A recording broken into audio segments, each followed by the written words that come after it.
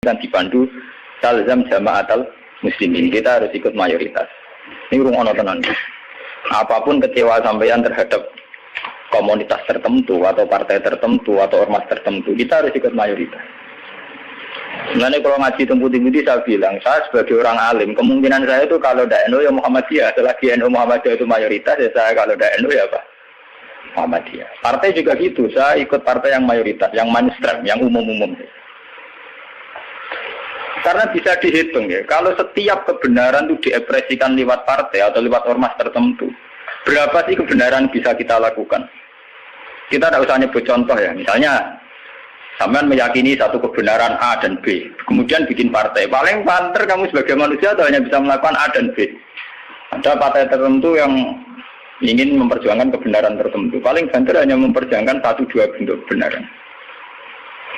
Nah, masalahnya ketika semua ini punya ruang gerak untuk bikin kelompok, kelompok ini akan menjadi banyak dan nggak terkendali. Semuanya punya bendera sendiri, punya partai sendiri, punya ormas sendiri. Coba sekarang tuh sampean kalau melihat di berita-berita, berapa kelompok yang atas nama karena Nabi serbanan hitam merasa harus serbanan hitam. Karena ada riwayat bahwa Nabi itu pilokan, terus kemudian mereka kalau sudah pakai pilok merasa mengikuti sunnah Nabi. Yang nggak pakai pilok enggak. Memang Nabi itu pakai semir. Dulu semua riwayat mengatakan Nabi Abu Bakar semua itu pakai semir. Ya gaul, Nabi lah itu pakai semir. Dan Nabi itu gaul pakai semir. Tapi semir yang sunat itu memang merah. Di kitab-kitab pakai semir yang sunat apa? Lagi saya nanti ngaji pakai semir itu nggak malah haram tuh. Yang sunat apa? Merah. Jadi misalnya dari GNO atau semir ada apa gitu? Ada wah gaul banget. Akhirnya ada kelompok tertentu niru semirane Nabi itu sebagai kelompok tertentu.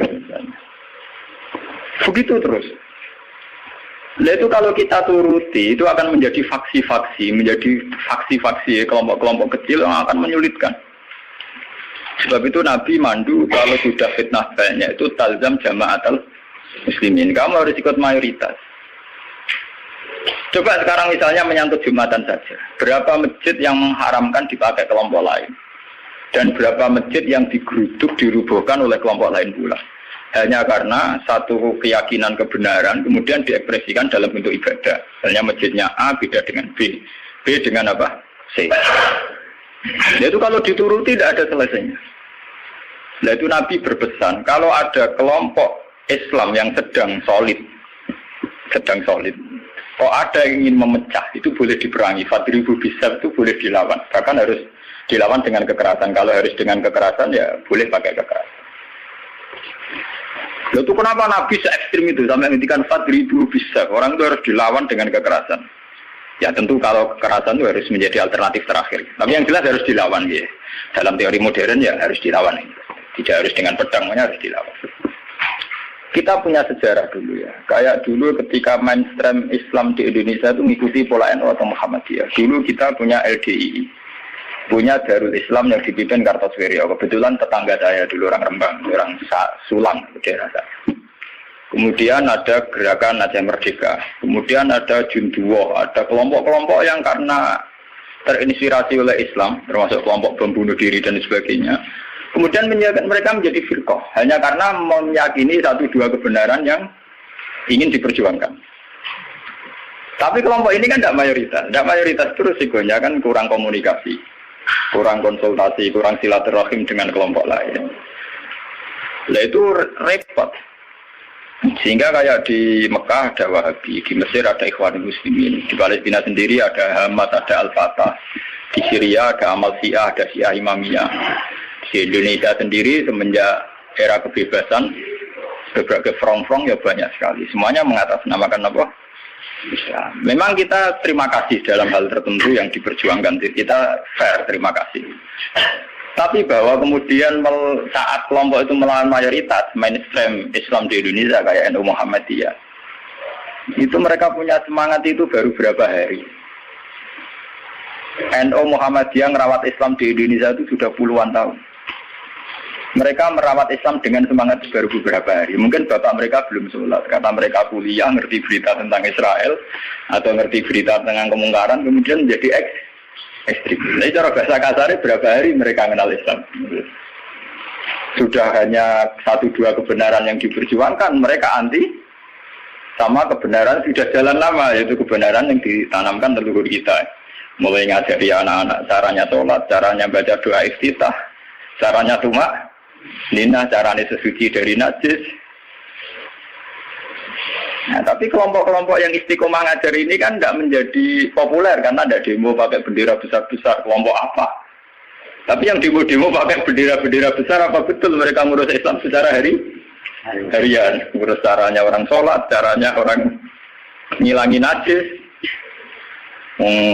Kiai NU keselera karuan, orang non-najis mulai mukhafafah mughalladah mutawat.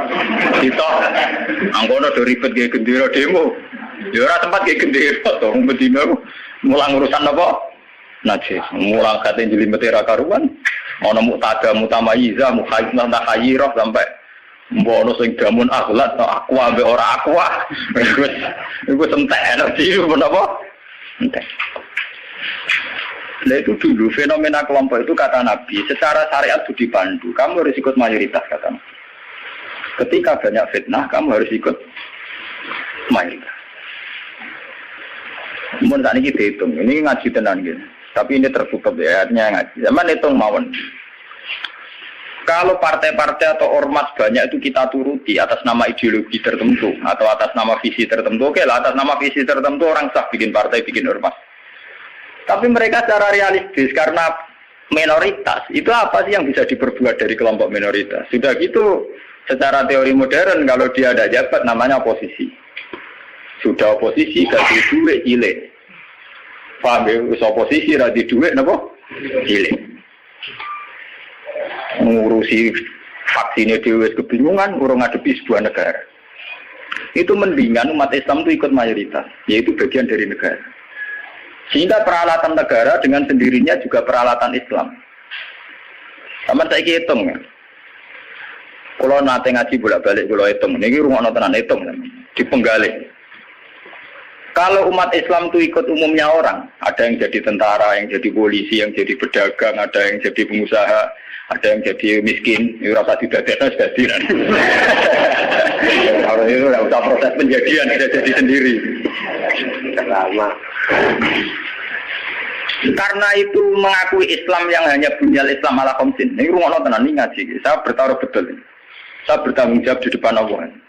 Kalau mereka mengikuti Islam dengan kaidah Nabi saja, yaitu hanya bunyal Islam ala khamsin, bahwa Islam itu dibangun atas 5 hal, yaitu syahadati alla ilaha illallah wa anna muhammadar rasulullah wa iqamis shalat wa ita'iz zakat wa shaumi ramadan wa hajjil baita man istata'a ilaihi sabila. Itu tidak menerangkan partai politik, juga tidak menerangkan sebuah bentuk negara, juga tidak menemukan formasi negara, formula sebuah negara. Itu enak.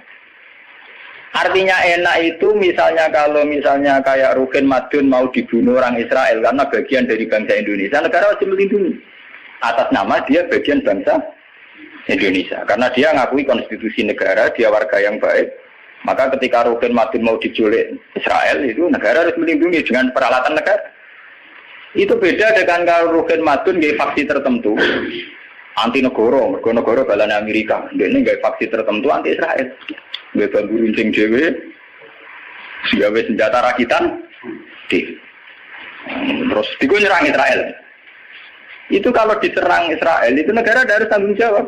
Toh kamu tetap kalah karena minoritas. Kulo wingi pas ngaji teng Demak, teng kanca-kanca sing derek kulo ngomong. Kita secara ideologi bersimpati ya sama kelompok-kelompok yang melawan kebatilan.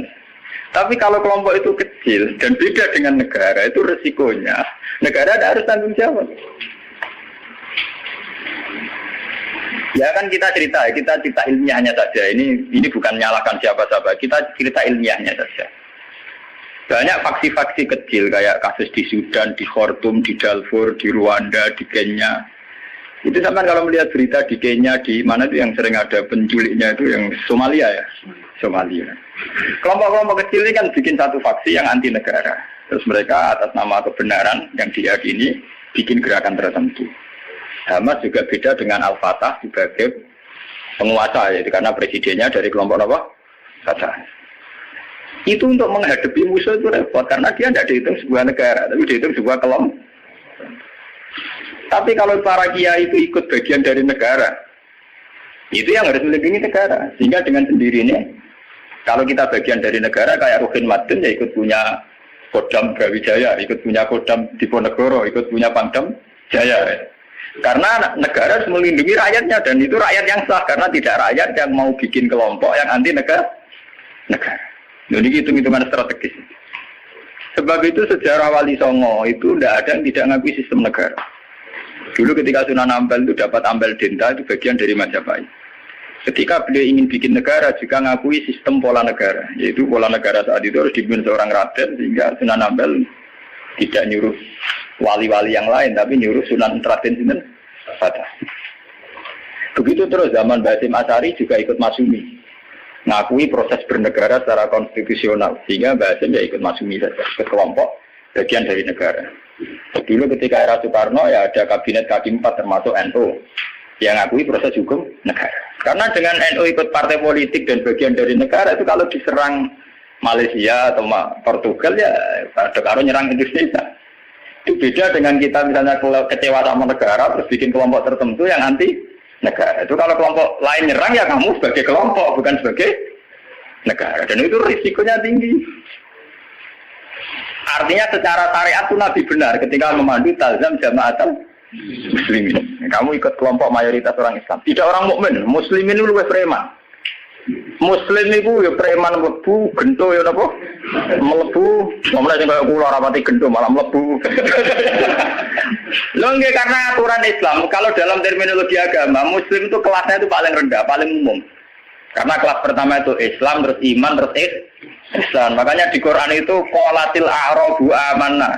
Qul lam tu'minu walakin qulu aslamna. Di Quran qalatil a'rab amanna. Wong desa muni amanah.